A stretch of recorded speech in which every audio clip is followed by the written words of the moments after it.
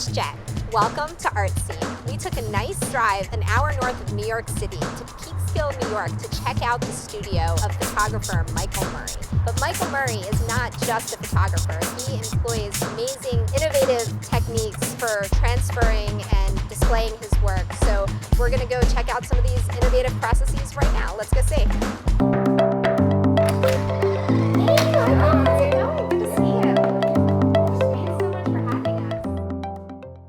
To talk a little bit about your spherical work. I mean, you're not just a photographer, you're a craftsman and really embody a lot of, alternative processes that most photographers don't really come near at all. There's just something that's so unsatisfying about pressing print. You're shooting digital and you have all these tools that can make the image look amazing, but it doesn't really feel like you're doing anything. When I first started dating my wife, she really loves to photograph with plastic cameras like Holga's and Diana's. And I was just like, this is awesome. I love how this looks. I'm like, did you do this in Photoshop? She's like, no, it's not Photoshop. It's film. I was like, I love it. Then I went right back to shooting film, but I was still confronted with that. What do you do with the image after you take it? My wife had taken an alternative photo processes workshop and she showed me some of the things that she had done. And I was like, this is awesome, this is awesome, this is awesome, I love it. At that moment, I just developed this love affair of materials. Some of the alternative materials that you use, what are they? Right now, I'm doing a lot of platinum palladium printing. It's a process from the late 1800s. It's a monochrome process, mixing salts of platinum and palladium with a light-sensitive chemical called ferric oxalate. But in essence, you mix these chemicals together and then you brush them out onto paper, let it dry, and then you make a digital negative, and you expose it with UV light. You take it outside and expose it with the sun, or like I have a really rudimentary setup that I use with black lights and a vacuum frame that I made. I really had loved Polaroid transfers in the 70s and 80s and 90s. It was a huge thing to do. I reckoned there had to be some way that you could transfer an inkjet image onto a variety of substrates. And I found this really amazing artist in New Mexico who wrote a book. That got me going with doing transfers on wood and metal. What's great about learning from other artists is that you're always building on this other foundation. I mean, that's what I love and identify with about your work. There's so many photographers, they're kind of interchangeable and these are great images, but you have amazing imagery, and beyond that, the handcraft that you put into printing and producing your artwork takes them to this whole other level, and so I really appreciate that. What's your favorite thing about being an artist? The chicks.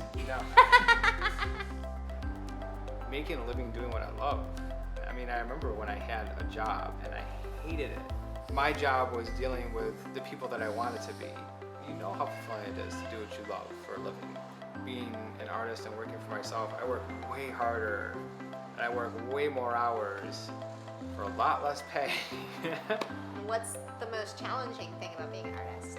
Being an artist also means that you're a business person. There's times when you're not selling so well and then you're wondering, oh my God, do I suck? I think it's just maintaining that confidence and maintaining the belief in yourself and in your work and in the integrity of it, avoiding that temptation to keep doing the same thing you're doing because it's working out for you. Your wife has been a big influence and collaborator and inspiration for your work.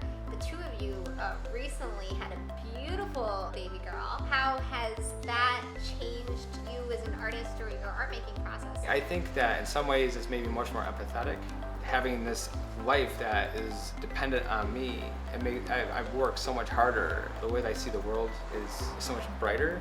I think a lot of my subject matter early on, I really liked to photograph empty things, and I think probably had a little more melancholy.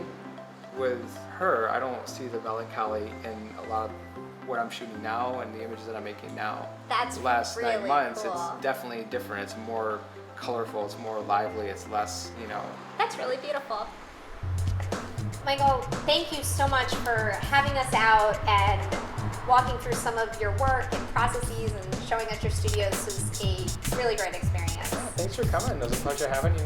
It was so much fun, and thank you for joining us, and we'll see you next time on Art Scene. Make sure you cut that. He's gonna edit all that stuff out and make us both sound eloquent and awesome. Is that it? That everybody that you see on TV and you're like, oh my God, they speak so well. It's All because of the editing. edit, cut.